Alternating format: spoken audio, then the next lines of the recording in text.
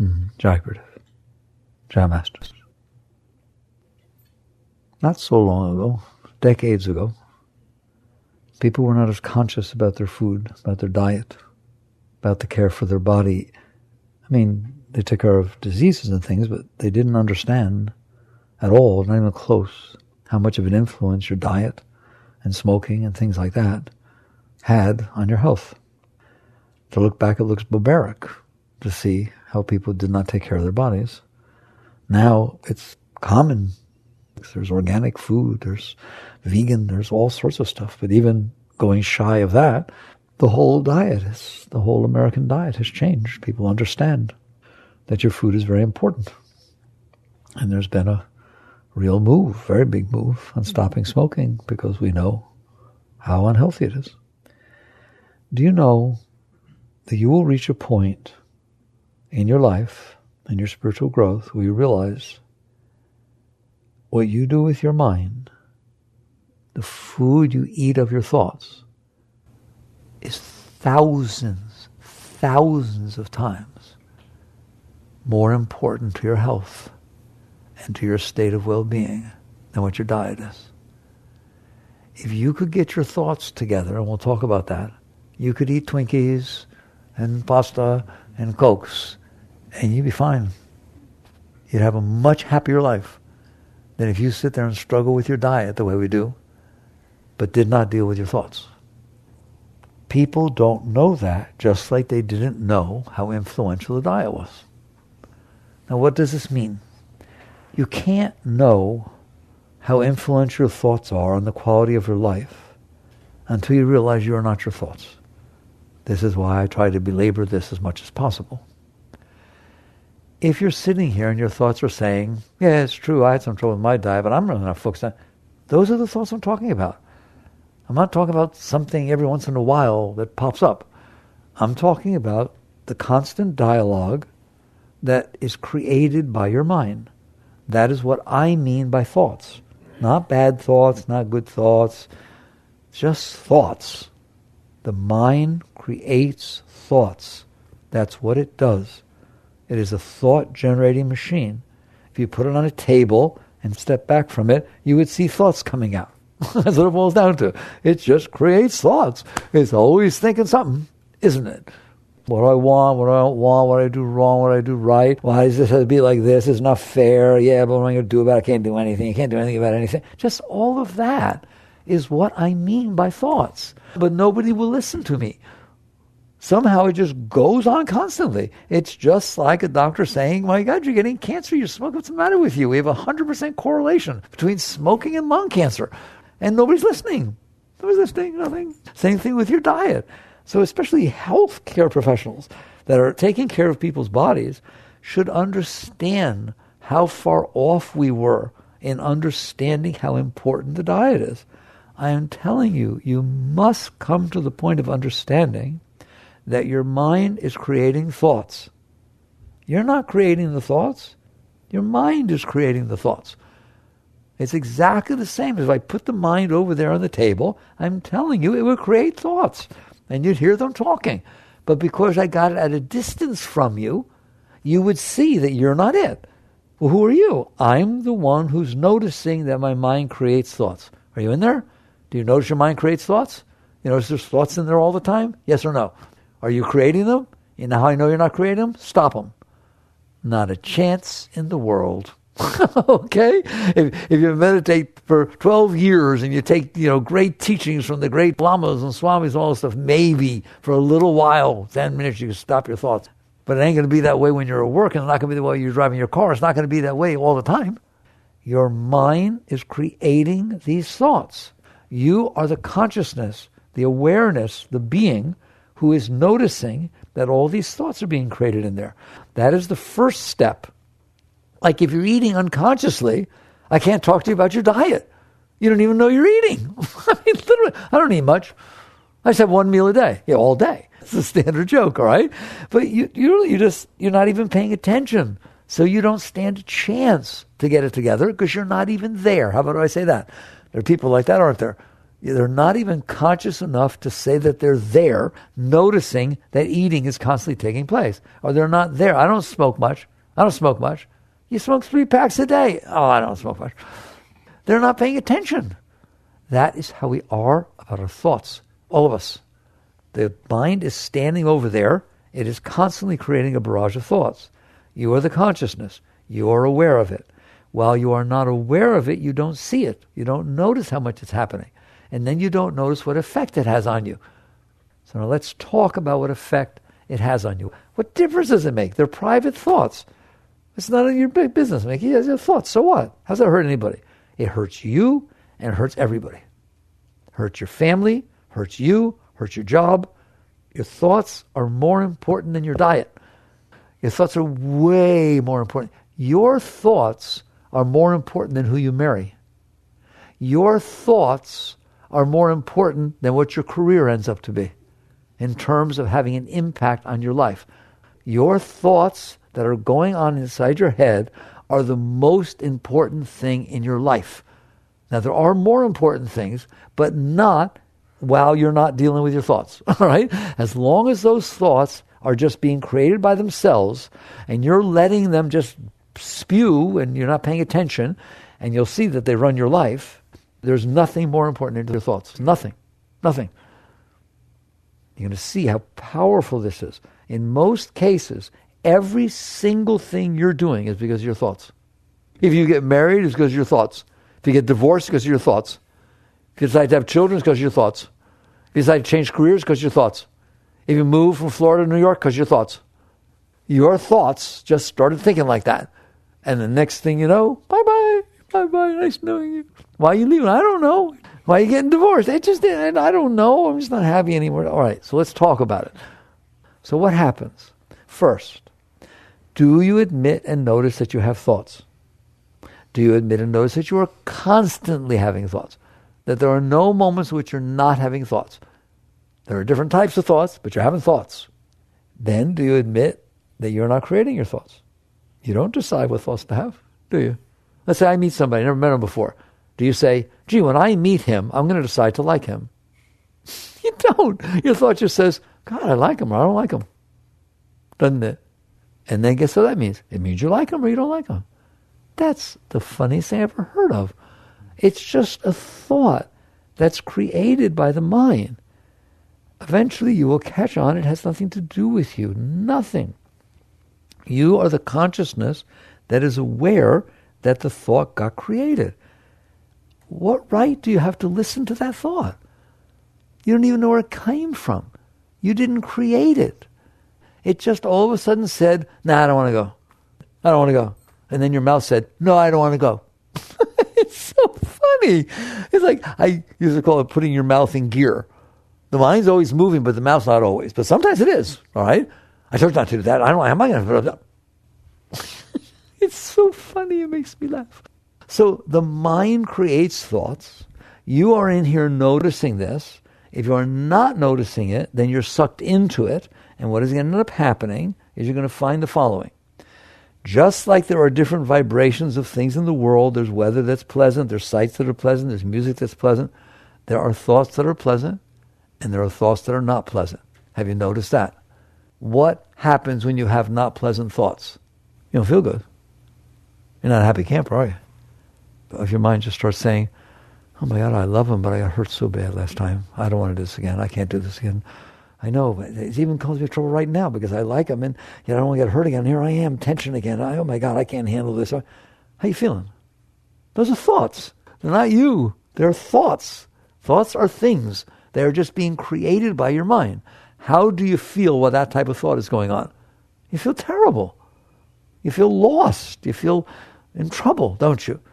And sometimes your thoughts could say, God, this is the best day of my life. It's beautiful. Not a thing can go wrong. Everything's just going my way. It's a beautiful. How you feel? All right.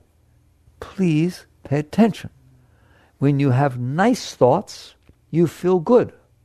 When you have negative thoughts, you feel bad. We're getting some ground rules here. So you're not creating your thoughts. Your mind is creating your thoughts. You are experiencing your thoughts. Thoughts can be negative. Thoughts can be positive. The next thing you notice is that your emotions are in conspiracy with your thoughts. They go absolutely hand in hand. The moment your mind starts saying, I don't like this, your heart starts getting upset, doesn't it? It starts feeling weird. Who has noticed that their emotions line up with their thoughts? And if your mind always says, oh, I like her. Oh my God, it's exactly the kind of person I could like. What happens to your heart? Pay attention. Your thoughts are running your life. So because there can be thoughts that are not pleasant, and then they make you feel not pleasant, and they create unpleasant emotions, and because there can be thoughts that are pleasant, and they make you feel pleasant, and they make you feel uplifting, pleasant emotions, what happens? You're not stupid, even though if I never have this talk with you and you don't even know what's going on, you kind of subconsciously notice that there are nice thoughts and there are nice feelings that go with them, and there are bad thoughts and there are bad feelings that go with them. Which one do you like better? Duh. All right? And so then what happens is what you do is instead of paying attention to your thoughts and paying attention to everything I'm talking about, you say to yourself, I like nice thoughts. I don't like not nice thoughts. I like nice feelings. I don't like not nice feelings. What in the world makes me have nice thoughts, and what in the world makes me have not nice thoughts? And you're not stupid. You notice that, right? Certain people make your thoughts be nice. Certain way people treat you make your thoughts be nice. You get a new car, your thoughts are nice for a little while. Your car breaks down all the time, your thoughts aren't very nice. So you have noticed that events in the outside world seem to affect what thoughts your mind is creating. All right? That's very dangerous. Why? Because then instead of dealing with your thoughts, which are the problem, therefore the solution, you start trying to manipulate and control the world around you to be a way that you think will make your thoughts be nice, therefore your emotions will be nice. You want to be around people that you feel pleasant around. You want the weather to be the way you want it to be. You want to go on vacations and have experiences, and you try to avoid, to the best of your ability, things that would happen outside that would make the bad thoughts come up. It sounds perfectly reasonable. It's not reasonable. It's absurd. You don't even know why your mind is creating the thoughts it does. And yet you decided, yes, boss. Whatever you say, boss. Right? It's like all of a sudden the mind comes up and it says, I won't like that. Okay, we won't do it. I didn't like that. Make sure it doesn't happen again. And now you are out there devoting your life to try to control the environment around you so that it will make the thoughts be a little bit nicer and have the thoughts not be negative, and therefore the emotion will go with it. And if you're not careful, you'll be doing that for the rest of your life. You'll be out there attempting to control the world around you to try to appease what thought is going to come up. Are you always right about what thought will be generated about what happens? Have you ever sat there and said, oh, if this happens, I'll be so happy, and you were miserable when it happened? Have you ever sat there and said, if this ever happened, I would die, and it happened, it turned out to be the best thing that ever happened to you? Yes or no? That's very important. So what's happening is the mind creates thoughts. You are subject to the types of thoughts it creates. They create nice feelings or bad feelings for you. So you try to figure out, by living in there, what it is that's going to appease this mind, what will make it not go negative, what will make it be positive, and then you go out there and try to think about how to make it happen, and by the time you're done, you're tired. I mean, really tired. Buddha said the highest state is compassion. I understand why. If I look at somebody who's doing that, I feel tremendous compassion. Why? One, you do not know what's going to appease your mind. Do you understand that? You're just kind of guessing. Your mind is deciding what to think, and it's the exact same mind that's deciding what you go move. Maybe you'll be happier in Vermont. It tells you that, doesn't it? Get a new one. Husband, wife, what's the difference? Something, this one's not working. It literally does that. It's just absolutely unbelievable. And you use the same mind to figure out what to do about it. It's insane, and it doesn't work. It will never work. You will never, ever, ever appease the mind, in other words, get the mind to create nice thoughts and not negative ones, because of controlling the environment around you. You will not do it. Why? Because just the act of figuring out how you want it to be creates tension, doesn't it?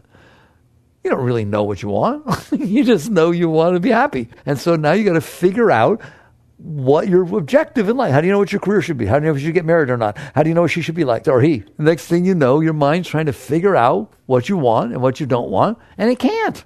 And so that's tension. And then if it does think it figured it out, tell me what it's like to go out there and try to control the world to be the way you think it needs to be to make you okay.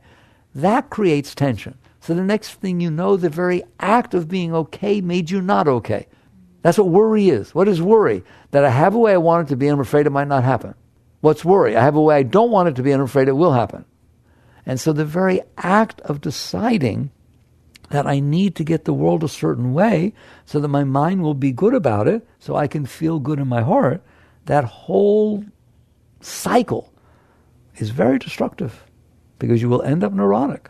You will end up tense. You will end up scared of doing the wrong thing.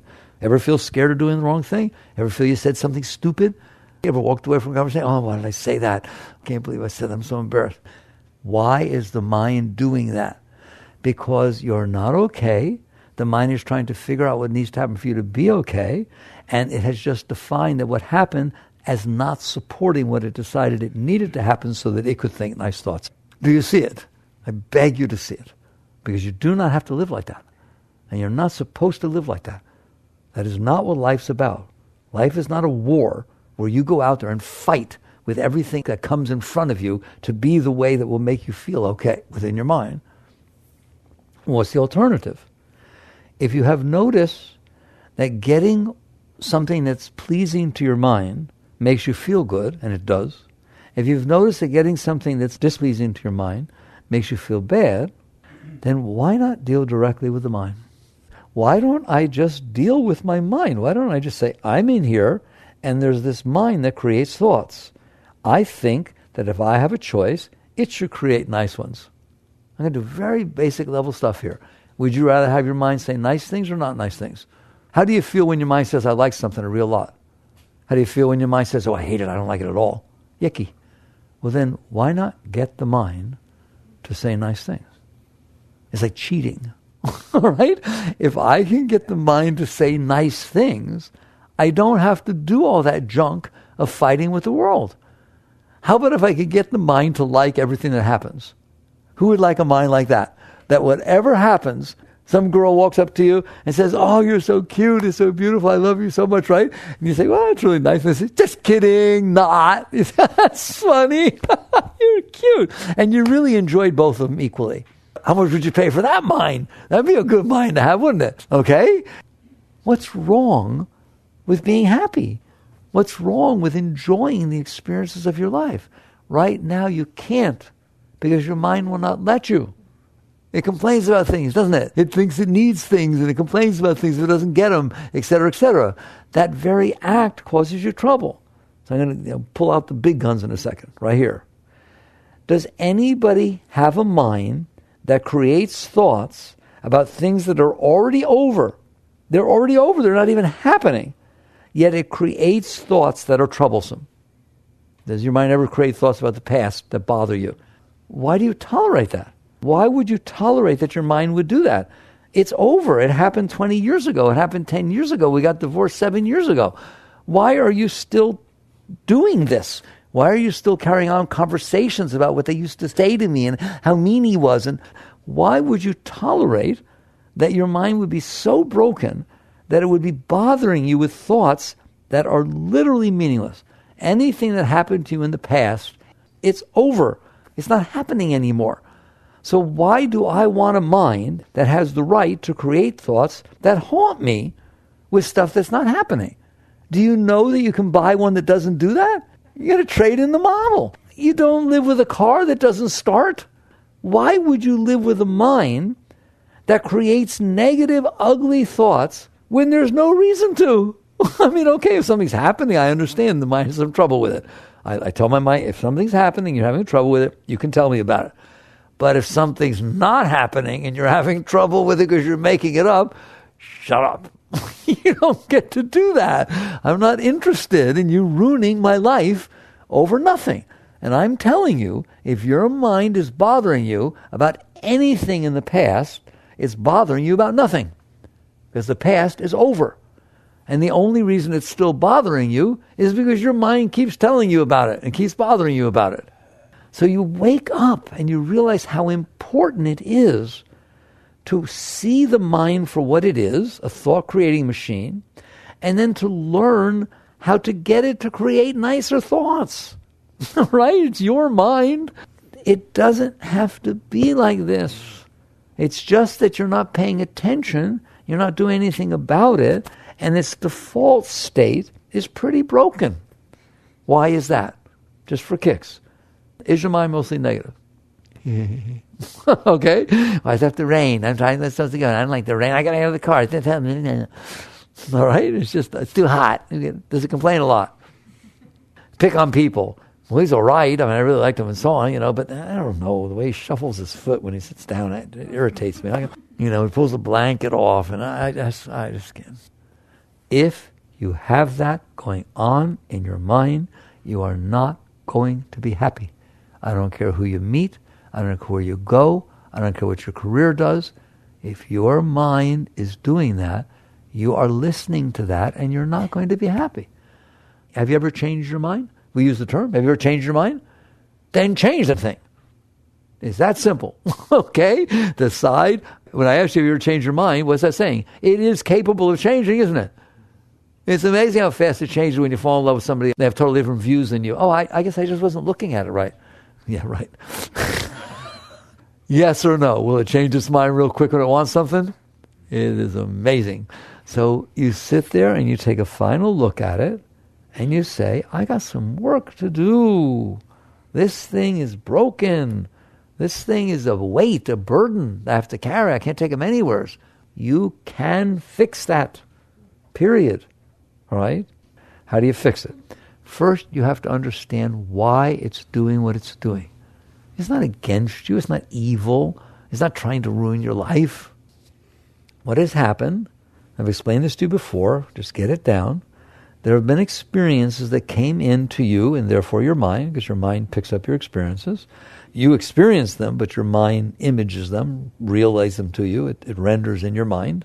So it comes in, and it's not a nice experience. I didn't say every experience is nice. There are experiences that are not nice. You had a fight with somebody. You saw a rattlesnake. Your mother yelled at you when you were little. There's all kinds of things that goes on. So there are experiences, not mind, experiences that don't feel so good. And there are experiences that feel very good.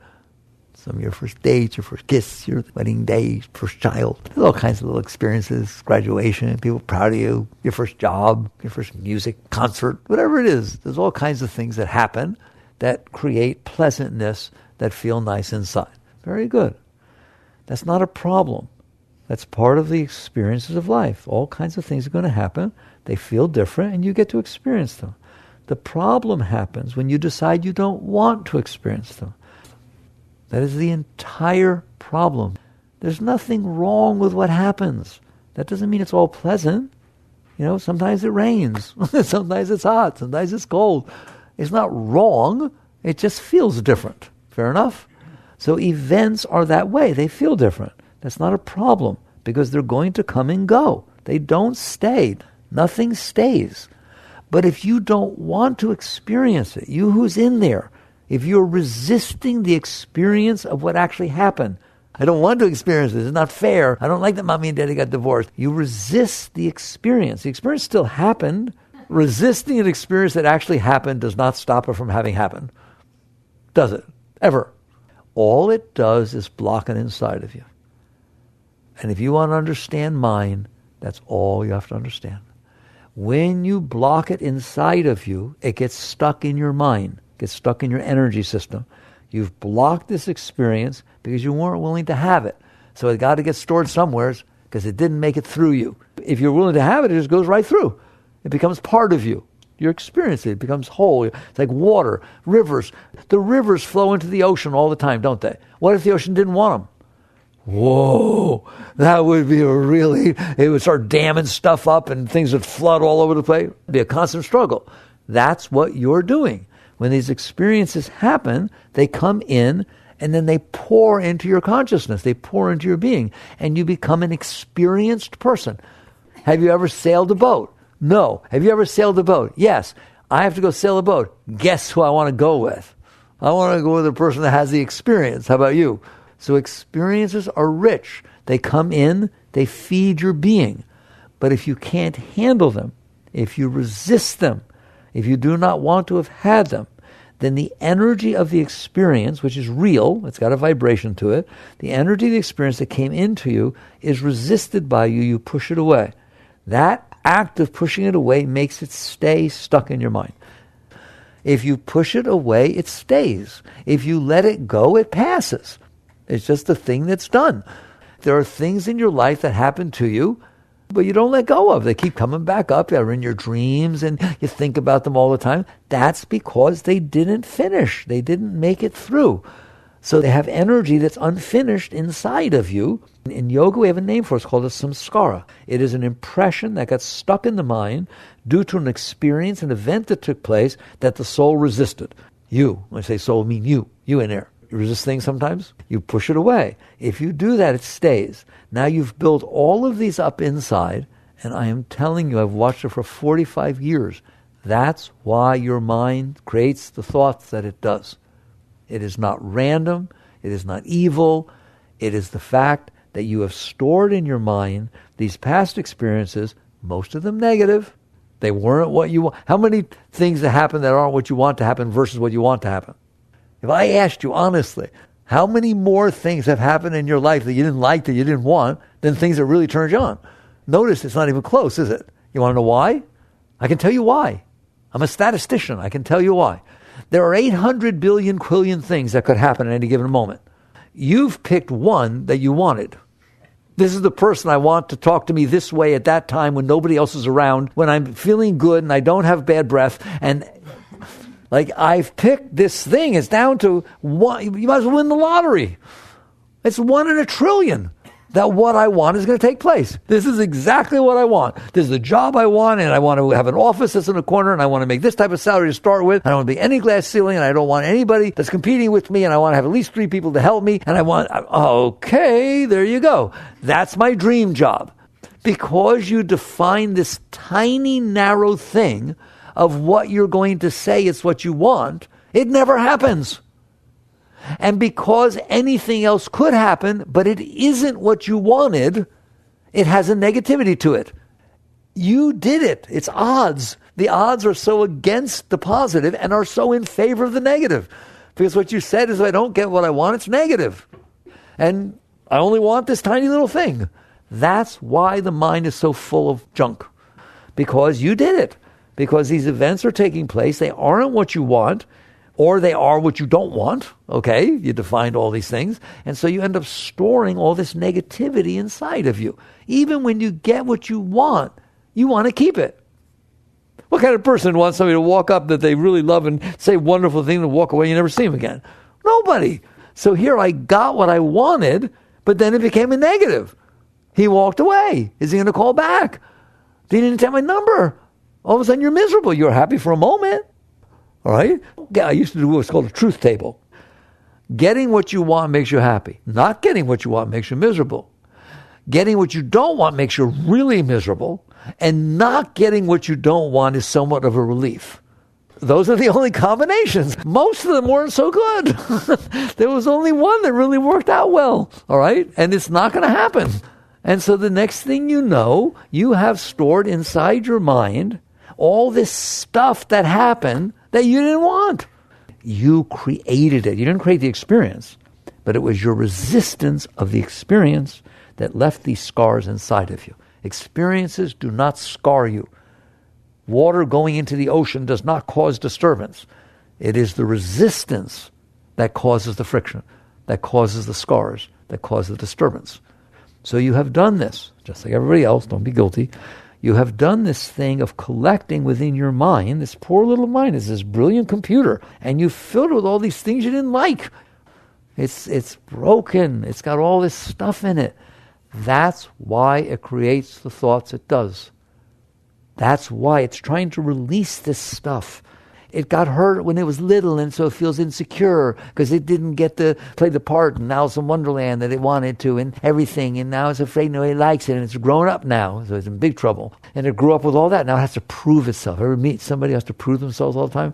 You can just tell they're constantly trying to prove themselves. They have to be in the lead role. They have to do this thing. They have to have everybody like what they did. They could never be wrong. Anything anybody says is wrong. No, they're defensive. That's where it came from. That's what the mind is doing. So it has this garbage inside of it. Now it's trying to release it. And it releases it through your personality. It releases it through what comes out of your mouth. It releases it by your thoughts. Can you see that? Your thoughts are completely different than his. They are so different you would freak out if I put his thoughts inside your head. Because you just have these thoughts that got developed because of your past experiences that you resisted. And so now those thoughts are just oozing out of the mind because it's trying to release them. And what you're doing is the same thing you did before. I didn't want it to happen when it happened, so I resisted it. Now it starts talking about it or something reminds me of it. I don't like it. And so now I have a mind that needs to release all these thoughts.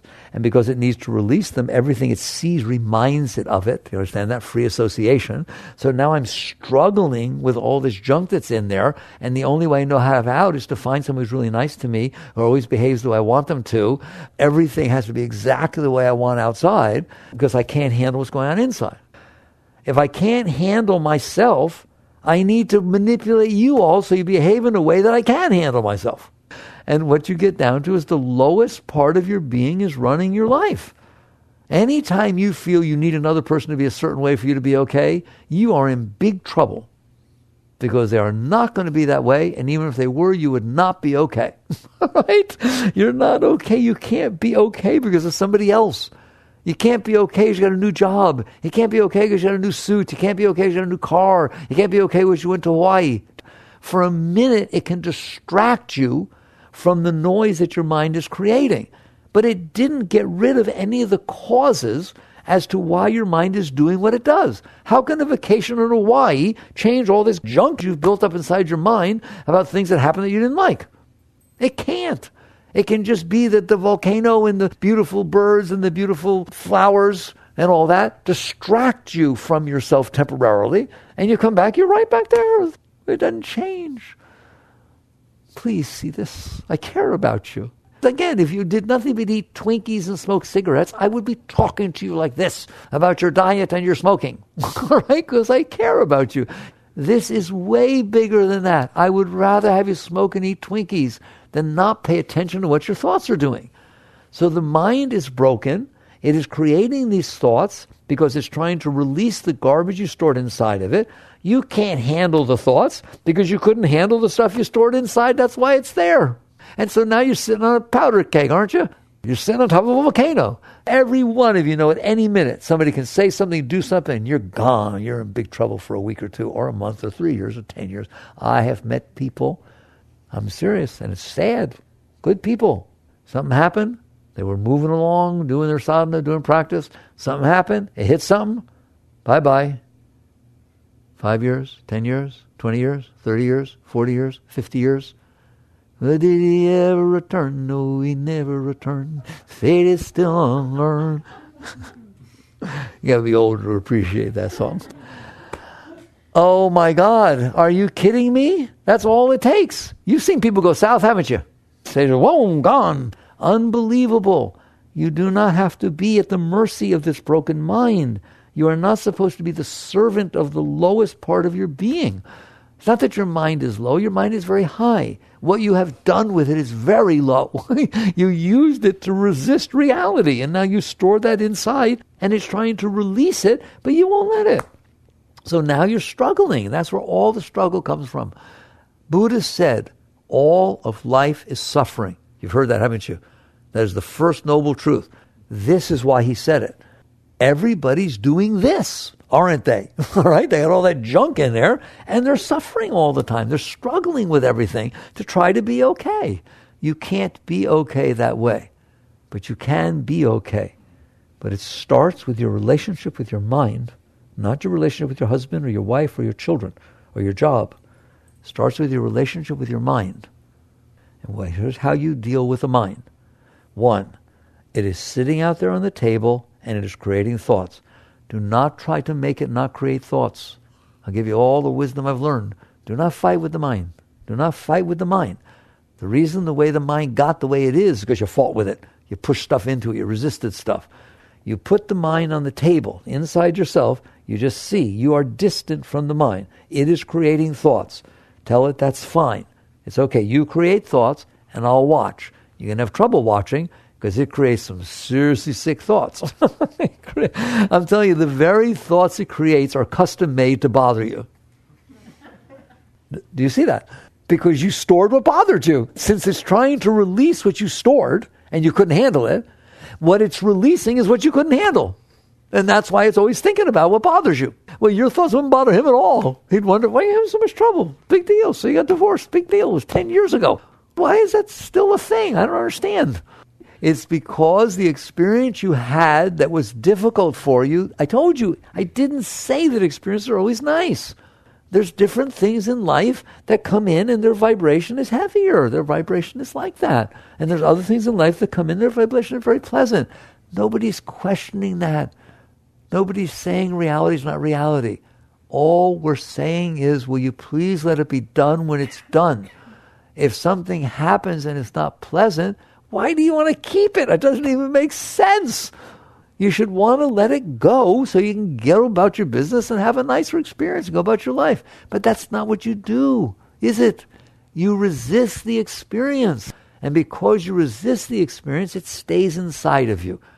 So now the key becomes, what do I do about this?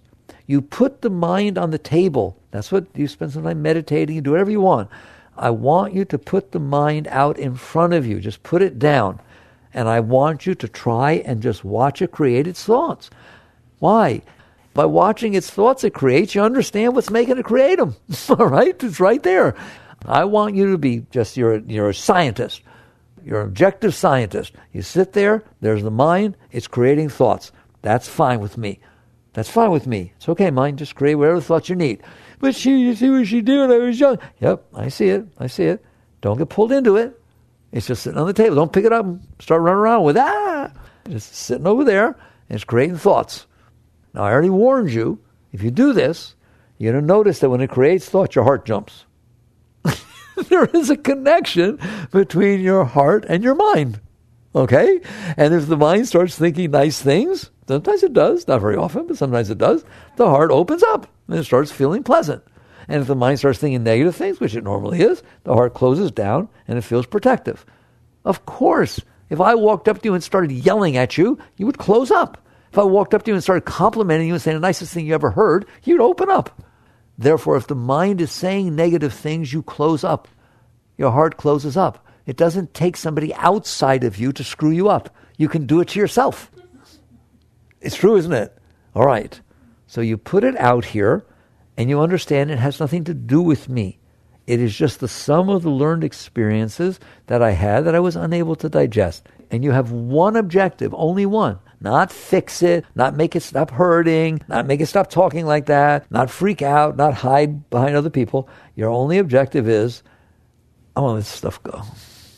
I do not want to spend the rest of my life carrying this garbage inside of me, making me manipulate and control my friends, family, people, everything outside of me to try and make myself be okay. I choose not to live like that. I don't want this stuff inside of my mind. Not that I don't want my mind to say what it's saying. If it's saying what it's saying, I guarantee you there's a reason. Like some people, I was talking to somebody the other day about rebellion. Some of you young ones, you get rebellious, don't you, right? So whatever it was that got shoved on you, that you didn't want to handle, whatever it was, like some of us grew up like that, you pushed it away and you resisted it. Now, if you hear anything about it, you want to do the opposite. You just rebel against it, right? If what was pushed on you is making you be like that, or if what is pushed on you is making you rebel against that, you're not running your life. Your suppressed stuff is still running your life. So you just basically have to sit there and say, yes, I grew up in a household that there was a problem and this was happening, this is what they did, this is what they did, this is what got dumped on me. I don't want it inside of me. Not I want to rebel against it, not I want to do what it says because I'm scared not to. I don't want it in me. I'm grown up now. I'm older now. And most people are 50, 60. I haven't said that yet, okay? I'm older now. Mommy and Daddy don't get to leave impressions inside of me that are going to determine how I act and how I be and this and that. So the whole thing becomes, first, theoretically, is it possible with that mind that's sitting on the table over there creating those thoughts based on those past impressions, is it possible to cleanse that mind so that it doesn't have those impressions inside? You look at me, yes. It's possible for everybody. Why? You're the one who held it in there. If it was somebody else holding it in there, I don't know if you can get it out. All right? If there was super glue in there, if you can get it out. But if the only reason it stays in there is because you are exercising your will to push it away, and you are, what happens when it comes back up? Something you don't like, you push it back down, don't you? Give me a minute. Just give me a minute. Stop. I told you I don't like when you talk like this. Come on, stop it. So give me a minute. Give me a minute. What are you going to do with that minute? Okay, I'm all right now. Sure. Okay? And so you sit there and you realize there is only one reason, and I'm telling you the stuff that's in there since you're 6, your formative years, that doesn't impress me, those big words. It can all go. Because the only reason it's in there is because you're holding it in there. That's why I can say every one of you can do it. Because it's not a matter of doing something, it's a matter of not doing something. Everybody cannot do something. Right? Okay, pick up Mount Everest. I can't. Don't pick up Mount Everest. No, it's not hard at all. It's not hard to not do something. You can argue with me that you may not be able to get it out, to go down there and find it and get it out. I didn't tell you to.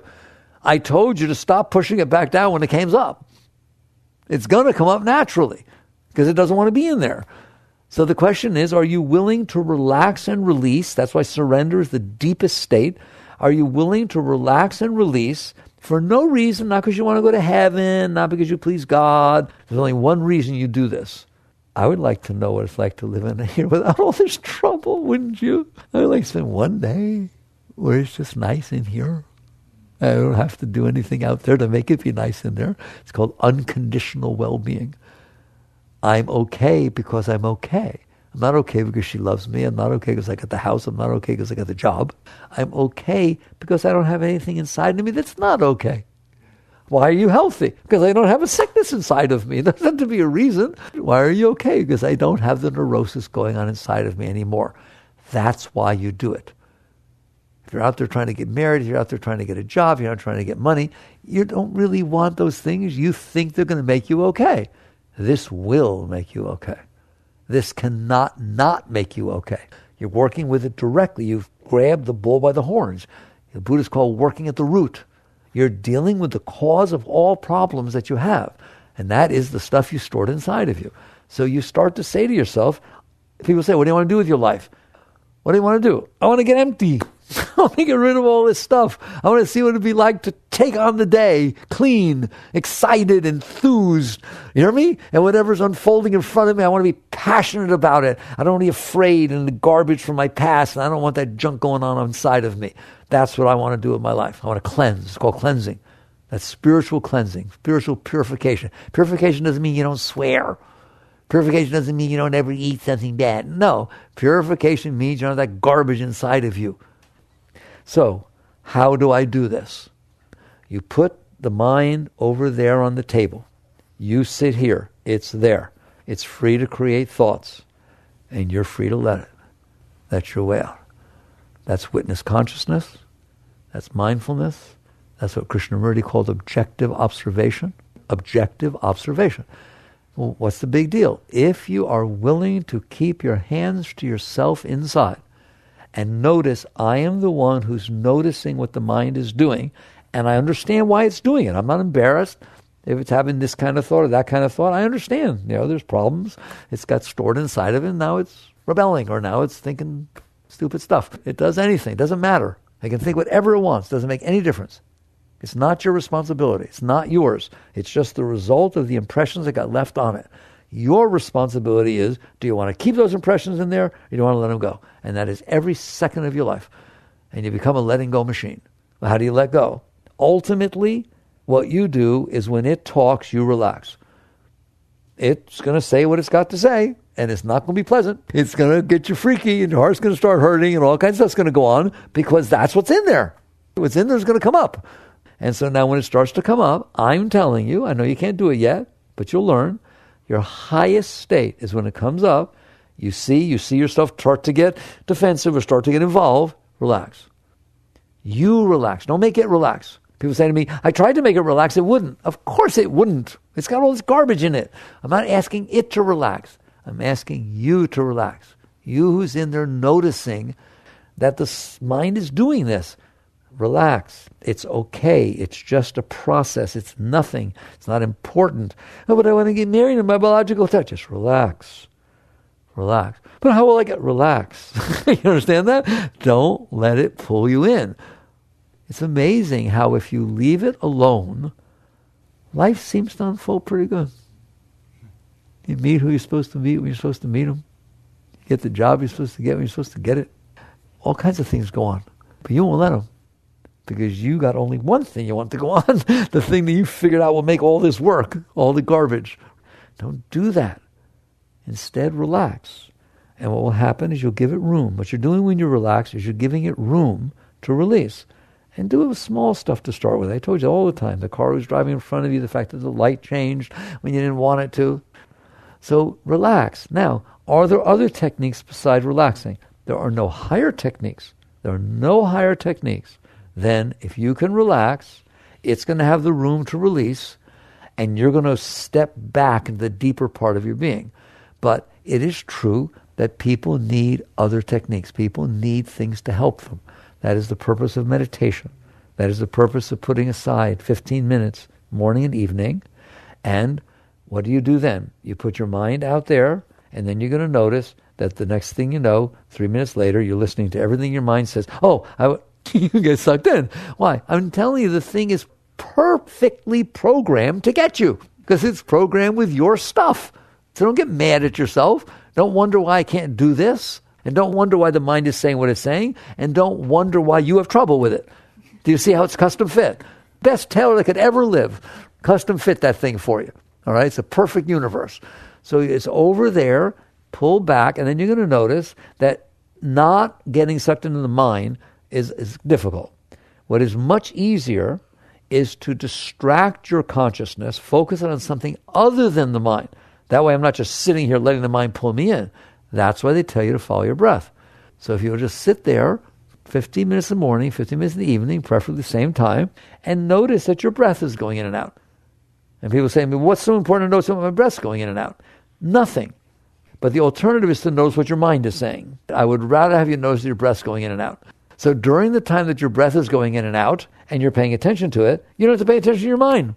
You can only focus on so many things at once. And if the mind pulls you out for a moment, oh, why did she say, you're right, I don't know why. Come back. Just come back and watch the breath.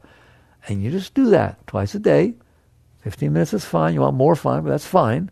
And you're going to find over time, just like if you put 15 minutes morning and evening into playing tennis, you'll get better. Put 15 minutes into playing the piano, you'll get better. You can't not. You will get better at this. Better at what? Not paying attention to the stupid stuff that your mind has to say that is ruining your life. And the next thing you're going to know, you're driving your car, and your mind starts to go, oh my God, did I forget to talk to Sally? Is she mad at me? Why haven't I heard from her? So the next thing you know, you'll follow your breath while you're driving. Why? It's nicer than washing your mind. That's as simple as that. And eventually you will get to the point, I remember the day I got there, way long ago, in the 70s, early 70s, that I realized, oh my God, I don't have to listen to this stuff. There's no law. I do fine. I do better if I don't listen to it. I'm ready. I'm here. I'm present. And so you start more and more letting the mind release the stuff it needs to release. And guess what? Eventually it's not there anymore. I love the highest thing. People sometimes come to me and say, Mickey, I always ask me, am I growing? I don't know. But what I saw was, there's something that always bothered me. I don't want to talk about it, but it always bothered me years and years. Oh my God, whole life. Something happened the other day that would have really hit that. But it didn't. And it wasn't until later that I noticed, oh my God, nothing happened. So the event took place and nothing happened inside. Oh man, it's beautiful, isn't it? What does that mean? You let it go. You let it go. And I'm telling you, it all can go. Why can't it all go? You're holding it in there.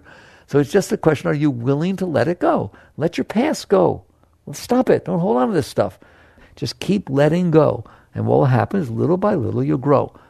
Now the final thing is, what happens if I let go? All that energy that was involved in resisting, in manipulating, you know what I'm talking about? That's a lot of energy. If you release it, that energy becomes yours. And you literally feel all this energy welling up inside of you, feeding you, lifting your heart, making you brilliant. Literally, you can be 1,000 times smarter than you think you are.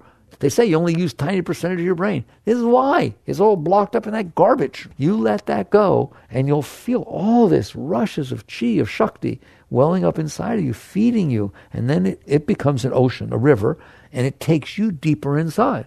I'm saying literally, you are supposed to be feeling ecstatic joy all the time. There is a state within your being that is always feeding you. It's like your natural state is beautiful. It's more beautiful than anything you ever received in from outside. And that happens from the moment you wake up in the morning and all through the day, and it never stops. That's what you're supposed to be feeling. So spirituality is this. And I haven't said the word God once. I'll tell you a secret. When energy starts flowing and starts pulling you inside, you come tell me about God. Because you're going to start to know about all the mystical teachings that all the great ones taught. And eventually you'll know what Christ meant when he said, my Father and I are one. You may not be there, but you'll see it. You'll see that what's deep inside of you is something very, very beautiful. The mind, not so much. But what's funny, ready? And I'm going to close. When the mind is done with all that stuff, Ramakrishna said, the purified mind is no different than the self. That's very, very deep. In other words, when you stop storing all this stuff inside the mind, the energy that the mind is natural of, it's made of shakti, it's made of chi, which is exactly what the self's emanating. And all of a sudden it all starts to merge, and the purified mind is no different than the self. The unpurified mind is really different than the self. It's a mess, and then the self stares at it, right? So this is your work. It's a great work, isn't it? So your life is wonderful. There's nothing wrong. There's just something wrong with what you did about your past and how you lived your life so far. But you can redo it. You can let go. You can grow every second of your life. So work with this. Work with this. So meditation you can do. Mantra you can do. Affirmation. If you're really having a lot of trouble, I don't use it very often, but once in a while I do. If you're having the mind is just fixated on something, just I don't know what's going to happen. I will just step right in there. If I can't really relax, I'll just sit there and saying, I can't wait for this to happen. There's going to be such good growth. I really like this. This is going to be beautiful. And the mind is so stupid that it starts to like it. Hey, can you train a dog to sit up? You train these animals to do all kinds of things. You're the highest species there is. If you can train their mind, why can't you train yours? It's brilliant. And so all of a sudden you start playing with this and make a game of it. Use whatever techniques you want or need. They're good, fine. But ultimately, I want you to relax and leave room for it to let go. And if you do this every day of your life, you become a wholer person. Work with these things. Jai Gurudev.